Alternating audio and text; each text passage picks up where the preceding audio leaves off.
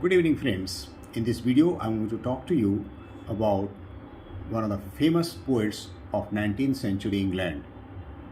I would like to say one of the famous romantic poets of 19th century England, Percy Bysshe Shelley.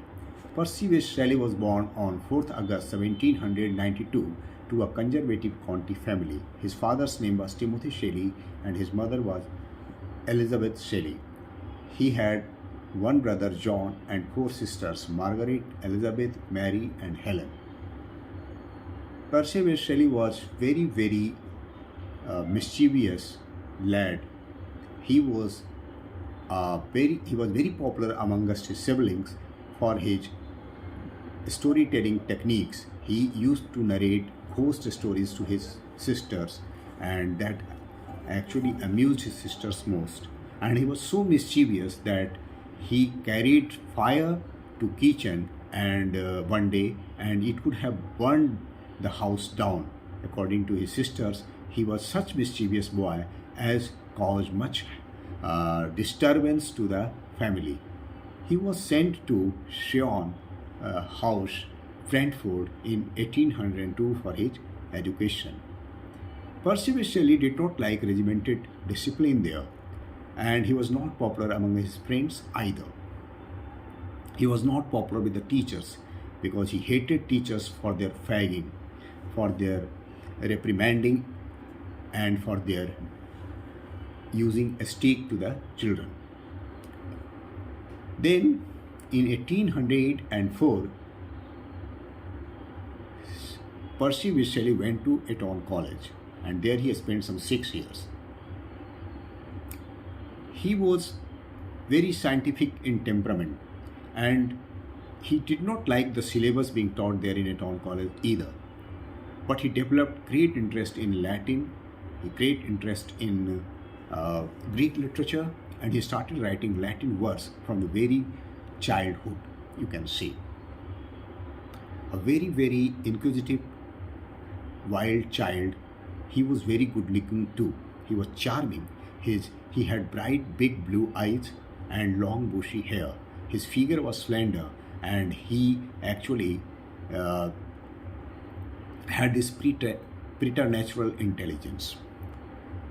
One of the historians of English literature has wrote, and I quote, "Liberty for the downtrodden, hope for the oppressed, peace for the storm tossed. These are the things that fire his songs and stir his imagination to its depths. For this region, the mask of anarchy, the Prometheus unbound, Hellas, the ode to the west wind move us in a way that none of his love poetry does.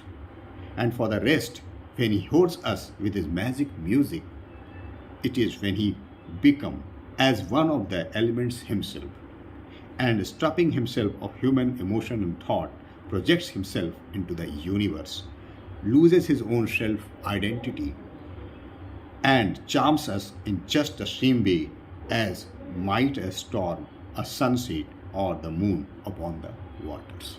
I unquote. Percy Bysshe Shelley wrote many great poems like Life at Westmorlow, The Skylark, The Cloud, Ode to the West Wind, Alostor, The Revolt of Islam, etc.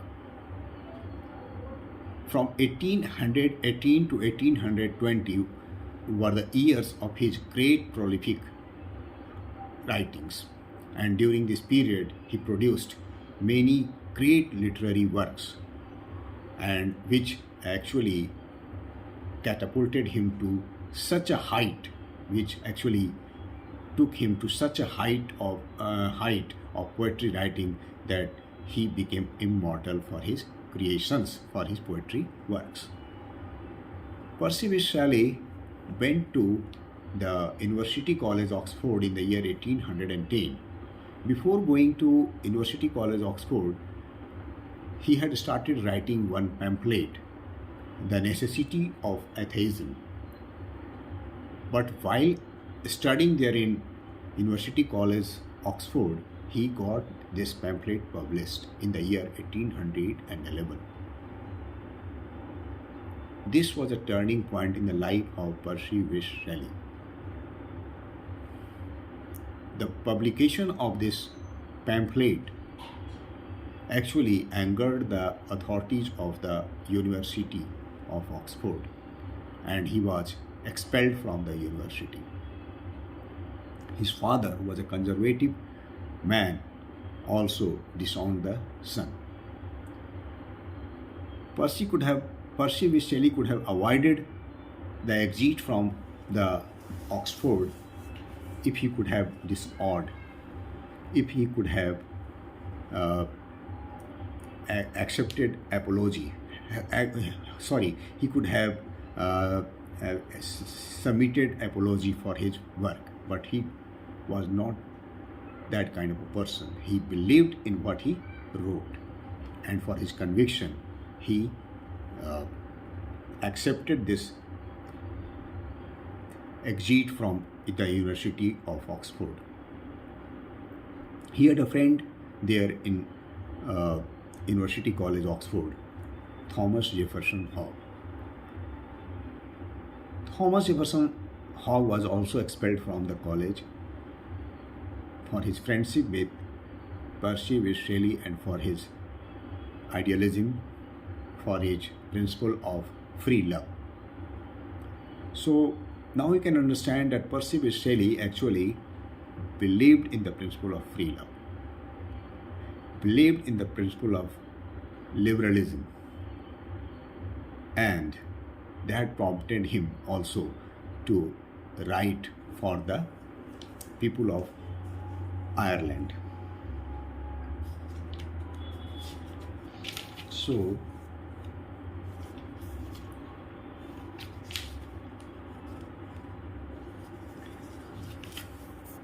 actually he wrote many pamphlets for the liberty of the people of Ireland, but the people of Ireland were also not ready to accept his liberalism, and he had to run away from there too. Meanwhile, Percy Bysshe Shelley had married one young girl, Harriet. They got married in the year 1811. Thomas Jefferson Hogg also developed some attraction towards his wife Harriet, and so he tried to persuade Shelley and Harriet for Mina Jaw, or for threesome, you can say, which was not at all liked by Harriet, and that actually brought separation from Thomas Jefferson Hogg. And so for the time being, he got disunited with Thomas Jefferson Hogg, and he started living with his wife Harriet and her sister. Percy Bysshe Shelley and Harriet had 2 children from this marriage. But for his wild ways and for his free liberal approach to life, he got his wife estranged. His wife started living separately from Percy Bysshe Shelley, and she went away to her parents' house in Bath.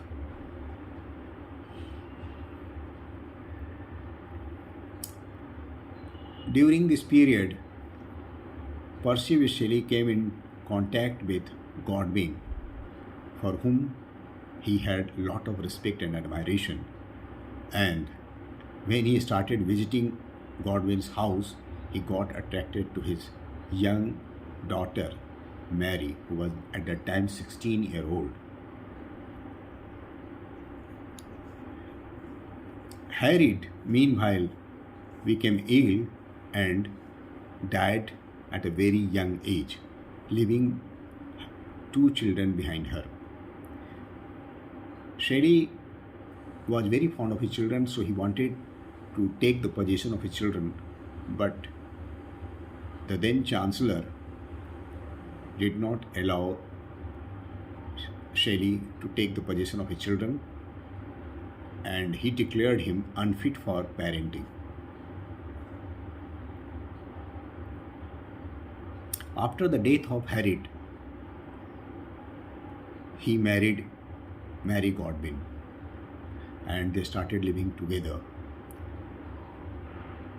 They left England and they went to Italy. Here in Italy, from 1818 to 1820, Percy Bysshe Shelley actually became most prolific in his writings, and he wrote several poems which became immortal, which became so famous, and which brought him so much glory and fame that till date we admire, we read Shelley for all his great creative works. It's not that he was very much admired during his lifetime for his rebellious ways, for his revolutionary ideas, for his idea and principle of free love. Shelley was also vehemently opposed during his lifetime.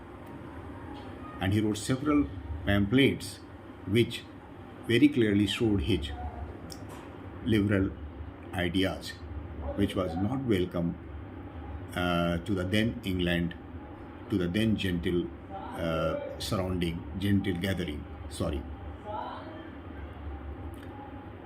When Shelley was staying with his wife Mary in Italy, he developed great friendship with Lord Byron and Thomas Peacock. Shelley was very adventurous.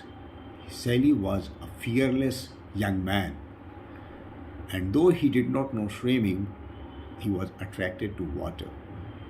He often visited the nearby lake, and one day, despite warned by his friends, he went to the lake with a friend Williams and in a small boat, and there this boat capsized and they got drowned. And at the age of 29, in the year 1822, Shelley met this tragic death. His body was not traceable for 2 months, and so after 2 months only his dead body was found, and then it was buried. Percy Bysshe Shelley wrote Ode to the West Wind, The Cloud, Skylark, Alastair, Queen Mab. His work, The Cloud, is excellent work. It's perfect, and it makes the critics tongue-tied, because nobody can find anything lacking in this poetry, The Cloud. Percy Bysshe Shelley was a master of heroic couplets.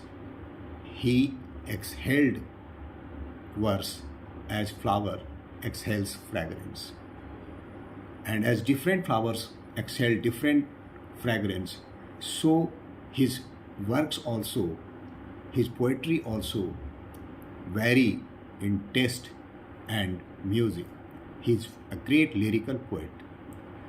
His love for verse, his writing verse is very much natural. He writes poetry all naturally, and for perfection to be achieved, where John Keats had to labor hard, Percy Bysshe Shelley wrote all effortlessly. Friends, he was a great idealist, so his idea of love was also totally different from his contemporaries. He was different from St. S.T. Coleridge, he was different from Wordsworth and John Keats. There is no sensuousness in his love poems. There is no admiration for physical beauty in his love poems. His love poems are all about a spiritual love. His love poems are all about ideal love. His love poems are all about love for the soul. Dear friends, Percy Bysshe Shelley lived for his ideas and he died for his ideas. And he never compromised in his life. He accepted to live in poverty, but he did not compromise his ideas, his convictions, his principles. That was the strength of this poet. He was a great reformer, and he also was a great optimist. In the poem Ode to the West Wind, he expresses his hope for a bright future. He calls the west wind both a destroyer and preserver. If winter comes, can spring be far behind? This is the hope that Percy Bysshe Shelley gives to his beloved readers. This is the hope that he imparts to the future generations. Percy Bysshe Shelley was much ahead of his times, and he is admired, he is loved and respected by all. He was also a great essayist. He wrote several essays also, which became very, very popular not only during his lifetime but also are being read even today. Thanks, my dear friends, for watching this video on Percy Bysshe Shelley, this great writer. Thank you very much.